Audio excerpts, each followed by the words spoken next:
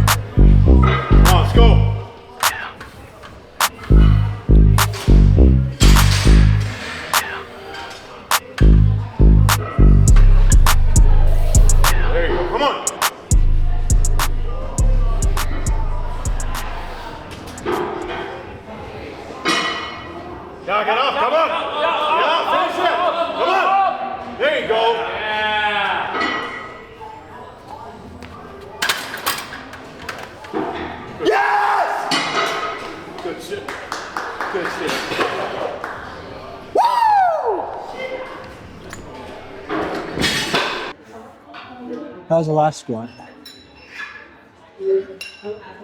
Honestly, a bit harder than I'd like.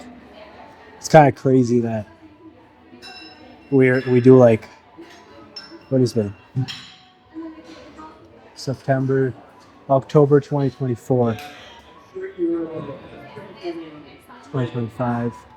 It's a year and a half of squatting and training for 2 kilos. I love it. I love it. Doesn't matter. It feels good.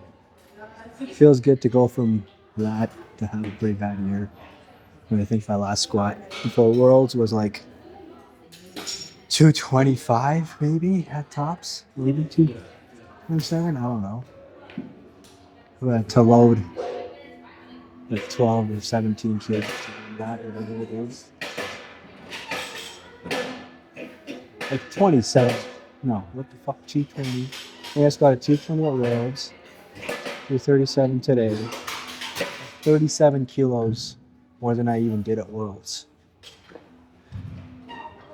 So, I don't know. If you get disappointed by like a 2 kilo PR, you're like, well, I should have moved better 2 years ago. I don't love this shit. Cause that's the best for me. I know I can taper 5 kilos in a squat. So, as long as I'm being smart this week in my taper, taking the loads that I'm supposed to take. Because Worlds, I was pretty beat. So I sandbagged my taper. And I felt really fucking, I think that's my reasoning for feeling really Detroit on the day. Because I remember coming into the Worlds, warm up was like, nothing fucking, like, even a red feels hard. And I think I was just really detrained because the week before I think I squatted like in my taper like 2 reds. And like, the fuck is that? Like, I'm not so, like, Tim's giving me loads for this week, like 180 a week. And that's good. That's going to keep me within a range, right? But if I go like 2 heads in tempo squat and expect my strength to be at an all-time high, like we're trying to maintain strength performance by reducing fatigue, not reducing load completely. Like we want to pull back for sure in the taper, but we don't want to like completely strip all the load from the body, right? Like if you're a fucking mid 500 pound squatter and your tapers with 120 or 130 kilos, that makes no fucking sense, in my opinion. There's like a data point which you can find out if you're a coach, and if you're an athlete and you're going in, obviously like if you're injured and shit, sure, like if you got to do some shit to get through it, that makes sense. But if you're not injured and you're just like you had a really good peak week, and then you're like, okay, this week now for the next 6 days I'm gonna do like 40% of my load. Like in maybe like close to the table. Like if you're one of those people who are gonna deadlift like the day before you compete, yeah, then go in and do like 90% or 80% or something. Maybe you just have to do like 65% or something like that. But point being, if you just go in and like move around in red and like, yeah, that felt good, that's my taper, you're gonna feel like fucking shit. So that's my piece on it. So anyway, as I was saying, I feel I'm like, my body's tired, right? Sorry, no, actually, my mental is tired. Like I feel really exhausted, right? Like I could have slept for 15 hours today, forced myself out of bed. But my body feels okay. Like I have a lot of pain. If you had this much pain, you'd probably quit. But I got controllable pain. I'm at like a 7 out of 10 all the time. For most people, 7 out of 10 is really high. For me, 7 out of 10 is pretty good actually. Like we're doing a good job. If I can get, like I figured out something last week with my chiro or my massage therapist that like if I do this certain movement just before I squat or deadlift, I feel good enough for the set. That's all I need, right? So as long as I got that, I'll fucking walk around at 10 out of 10 pain and all the things. I think a lot of people are scared to be in pain when they're outside of it.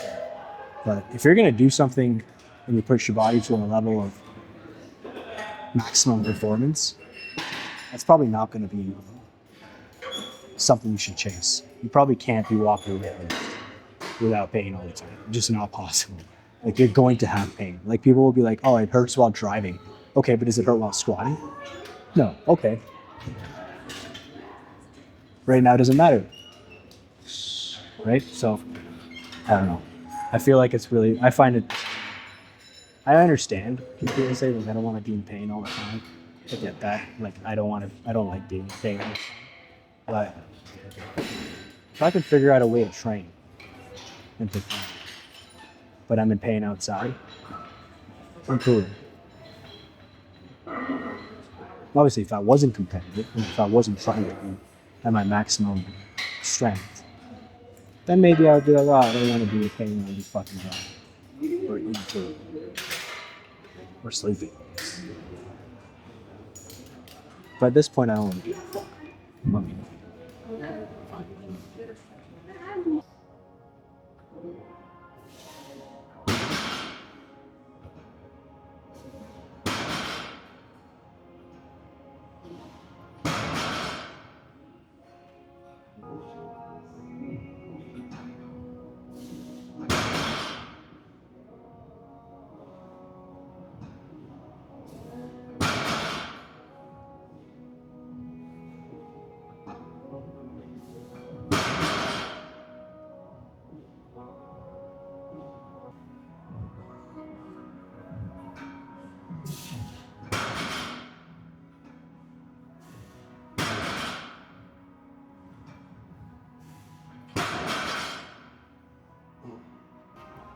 It's probably the vlog.